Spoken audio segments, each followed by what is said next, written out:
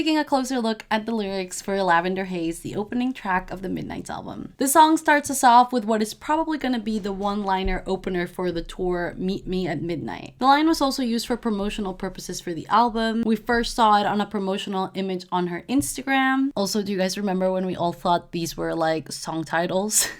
She also released an audio clip titled Meet Me at Midnight that was exclusively on iTunes and Apple Music. Going into the first verse, and in typical Taylor fashion, she sets a scene. Staring at the ceiling with you, oh, you don't ever say too much, and you don't really read into my melancholia. So here we see her sitting or laying down with a love interest staring at the ceiling, sitting in silence, but it's like a comfortable silence, showing how strong their relationship is. You have to be really close to someone to be comfortable sitting in silence with them. She's feeling kind of down, but he's not pestering her with questions, asking like, what's going on? Let's talk about it. He's just there for her. Even though it's visible to him that something might be up, sometimes people are just down and it doesn't always mean that you want to be talking about it. And then we get into the pre-chorus. I've been under scrutiny, you handle it beautifully, all this shit is new to me. Scrutiny essentially means that people are observing her closely and criticizing her, which for Taylor or anyone in the public eye is an everyday reality. And people watch her every move. Like, I'm not even joking, there were even articles talking about whether or not she's been carrying around empty purses. First of all, how can you even tell from a picture if a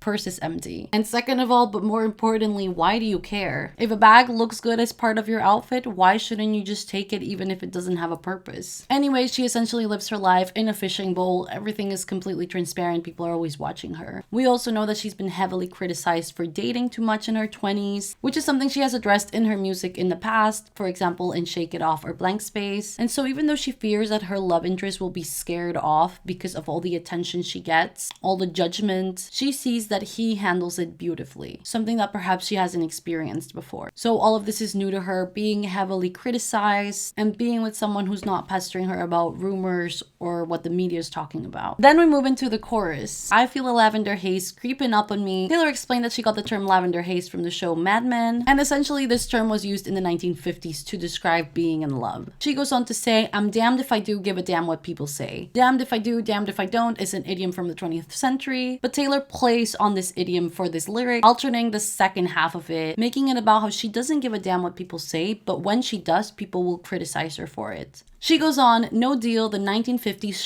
they want from me. And this is the introduction of a theme that is brought up over and over again in the Midnight's album. In the 1950s, women were expected to just get married and like commit themselves to a man, and that was like their entire purpose. And as we talked about a second ago, Taylor has been heavily criticized for not being able to keep a man. And the media has put very heavy expectations on Taylor getting married. But essentially, she doesn't care about all that noise going on around her, and she just wants to stay in the lavender haze, happily in love. I just want to stay in that lavender haze. Now we get to the second verse, which follows the narrative that was just introduced in the chorus. All they keep asking me is if I'm gonna be your bride. The only kind of girl they see is a one night or a wife. This is what she's referring to when she talks about the 1950s shit they want from me. She's saying the public eye puts a lot of pressure on women getting married because that's all a woman could ever be. This is also found in the narrative that she uses in the Bejeweled music video, where the stepmother talks about a proposal being like the ultimate thing that could happen to you as a woman. I simply adore a proposal.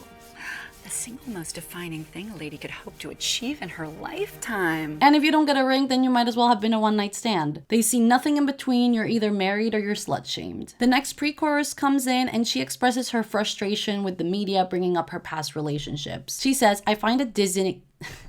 I can't say that word. She says, I find it dizzying. I struggle so much to say that for some reason. I find it dizzying. They're bringing up my history, but you weren't even listening. So she's getting dizzy, hazed, and confused on why the media keep persisting to bring up all of her history, putting so much pressure on her to get married. They're constantly bringing up her past, making jokes about her being a serial dater or not being able to keep a man, even though she's been in a committed relationship for over 6 years now. What's beautiful here is that the love interest is just not even listening to the sly comments, jokes, or remarks that the media is making. If she ever had an ounce of fear that he was going to be driven away because of all the attention the media gives her in her relationships, she's rested assured that he doesn't care. The chorus repeats, there are no lyrical changes, so we're going to go into the bridge. message, saying she just doesn't care anymore what the media has to say. She's telling them, go say whatever you need to say, and she's gonna be concerning herself with other things like being in love. Talk your talk and go viral. So she's saying, say whatever you need to say to get your clicks, to go viral, to get whatever attention you're trying to get. I just need this love spiral, get it off your chest, get it off my desk. So she's saying, say whatever you want, but I just want to be in love and I'm not going to concern myself with whatever you have going on over there. The song comes to an end and we've reached the end of our analysis. Overall, the song is about Taylor being in love and the heavy criticism that she's gotten in the past for her relationships and how that continues to come back and play a role in her everyday life. Because she's of course in the public eye, the media is always going to have something to say about her. And she addresses how Joe has shown no interest in whatever the media has to say about her and how he really handles the situations with her very beautifully. But ultimately, she doesn't care anymore what people have to say because she's busy being in love. Thank you so much for hanging out with me. If you think there's anything in the lyrics that I missed, make sure to let me know below. And if you'd like to hang out again, don't forget to subscribe. Bye!